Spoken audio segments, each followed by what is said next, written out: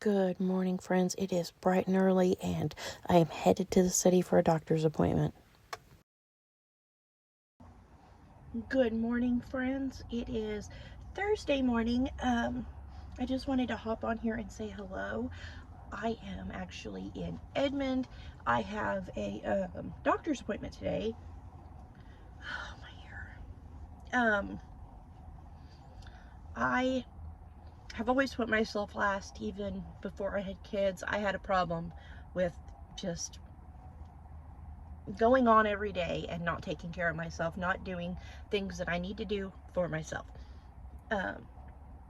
It's really hard for me, and I always feel guilty if I do things because I need to do them and not because an emergency led to that. I have been in pain since I was about 11 years old, and I have always just put it off for other things or other people. And in the last couple of years, I've really realized that I need to do something about this, and especially when I have a 7-year-old and an 11-year-old who have arthritis and other health issues, and it's very hard to take care of them sometimes when I'm in pain myself and I can't lift my 11-year-old upstairs or whatever the case may be, or she needs a bath and I have to lift her in and out of the tub. It puts me in an immense amount of pain. I've always just kind of blew it off, said, yeah, I probably have arthritis, and not really done much about it. Well, last year, I went and saw this doctor, and she was highly unprofessional, and she told me that I was just being a baby, that arthritis is no big deal, everybody has it, and it's nothing to complain about. And I was like, well, okay, thanks a lot for making me feel completely invalid. Look at that, guys. And thanks for making me feel like nothing, And she said, it's normal, everybody hurts. And I was like, well, all right, whatever. And I ended up being so frustrated with her that I just quit seeing her. And then I had some other health issues come up, and I needed a doctor. And so I went to a new doctor, and Dr. AJ, he was like, you have history in your family of false testers, so even testing you may not even tell us the truth about your health issues if you have arthritis, because if you could test negative and be positive and so on and so forth. And he said, but based off your history of joint dislocation, your history of pain, your history of inflammation, your history of this, history of that, I feel like you need to see a rheumatologist about arthritis and lupus. And he did start me on some medication, and he told me that I also had neuropathy, which I kind of thought I did. And so I finally felt like I have a doctor who actually cares what I'm going to say, and who cares enough to be proactive and help me find answers. And he got me referred here, and I'm about to go in and meet this rheumatologist and have labs and tell them everything that's been going on with me for many years now. Let's see, 23 years now that I've been in quite a bit of pain. And I don't know, I'm just nervous and anxious, and I want answers, and I want to know for sure if that's my issues, if I have any other issues, because I could easily pass other things along to my daughter, as well as arthritis or lupus, if those were the issue, or if I had any other issues. And I mean, of course I could pass something on to all my kids, but I have one who in particular, if you don't know me in real life, in everyday life, Mika, She has juvenile rheumatoid arthritis, and she has a joint dislocation issue, and she also has pretty fragile bones. So I feel like for her and for my son, who is 7 and was recently diagnosed with arthritis, I feel like I need to give my kids answers, because I don't want them to be 34 years old like I am and going to the doctor and saying, I've hurt since I was 11 and nobody cared, and here I am, and because nobody else cared about me, I never cared about me, but I'm 34 now and I need help. So because of that, I want to be able to give my kids answers, and I want answers. I want to know what I can do.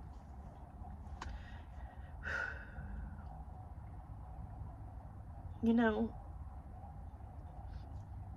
I want to know what I can do to make myself better. I want to be able to run and play with my kids without my ankle popping out of its joint and me not being able to walk for weeks.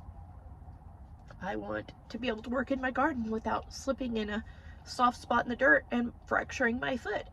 I want to be able to get up and go sit on my porch on a crisp, cool morning and drink my coffee without the cool air physically hurting my bones and my fingers and my toes going numb from the cold. I just want to be normal. I mean, and so I hope this doctor can give me answers and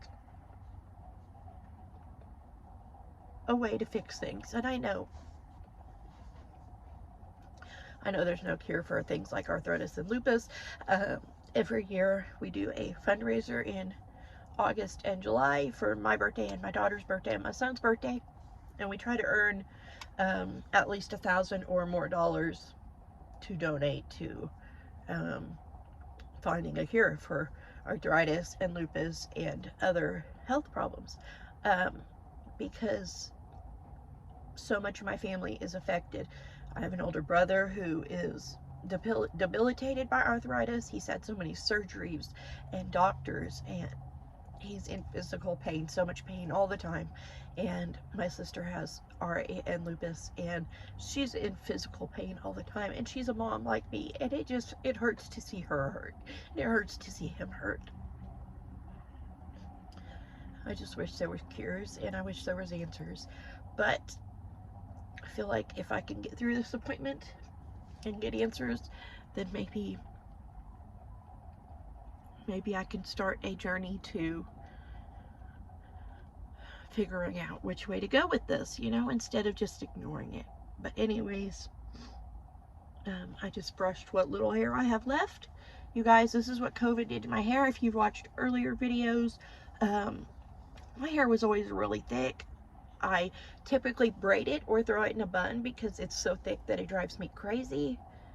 And after I had COVID, my hair started falling out. Falling out. This isn't even bad because I don't have that much hair to lose anymore, so it doesn't come out as much.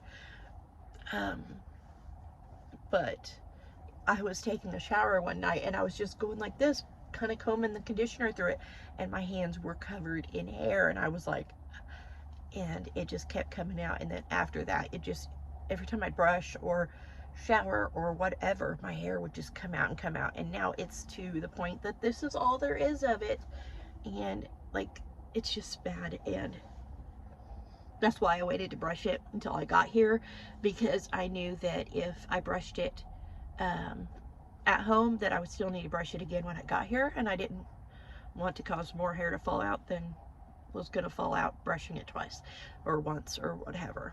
So anyways, this is what COVID did to my hair. So I'm gonna get inside now though, because my appointment is in a few minutes, and I've got to figure out where the office is. Well, my appointment's in like 30 minutes, but I need to figure out where the office is, and I need to do paperwork and all that and get ready to meet this new doctor. And my doctor says he's great, so because my doctor has been so good to me since I started seeing him back in, I started seeing him in February or March, and he sent my referral in April, and it is now November 18th, so I'm just now getting in here, but I'm hoping, because he said this doctor was so good, that this doctor is, and that I get some answers. So anyways, I'm going to get inside, like I said, and I'll talk to you guys after my appointment, because I have some crackers and a Coke out here in case they do labs, so that I can make sure my sugar doesn't drop, because it does that, so I don't pass out or something. So anyways, I'll talk to you guys in a little bit. Well, I am home. Kids are painting, and I'm working on making some chicken and leek soup. My appointment went about as well as to be expected. I liked the doctor. However, I did not get the best news as far as my health, but I will elaborate on all of that once I get all my labs back. That way I can make sure to give you guys everything that I know all at once, and not leave anything out.